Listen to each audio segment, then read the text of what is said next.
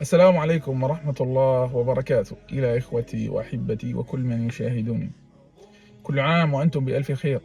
وتقبل الله طاعتكم، وعاده الله علينا وعليكم وعلى أمتنا الغالية بالأمن والأمان واليمن والبركات والفرج والنصر القريب بإذن الله تعالى.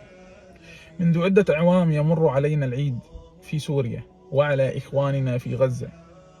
فيجر معه العبرات والحسرات، ويهيج الجراح التي كانت ساكنة، فتتذكر أم الشهيد شهيدها، وتتذكر أم المعتقل ابنها الذي اعتقل بدون أي ذنب، ويتذكر الأب أولاده الذين شتتوا في جميع بقاع الأرض، ويتذكر الطفل الصغير منزل جده الذي كان يعيش فيه طقوس العيد مع أقاربه وأسرته، ويتذكر المهجر أرضه ومنزله الذي هجر منها قسرا وظلما وعدوانا. ولكن الحمد لله رب العالمين، فطريق الحق مليء بالأشواك، ولنا بمن سلفنا وسبقنا عبرة، بل أكثر من ذلك رسولنا الكريم صلوات ربي وسلامه عليه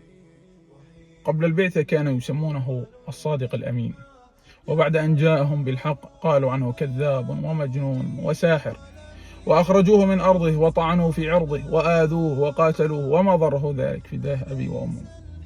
ونحن والله لسنا نادمون، فنسأل الله أن يعيننا عن رفع الظلم عن أهلنا، وأن ينتقم ممن ظلمنا،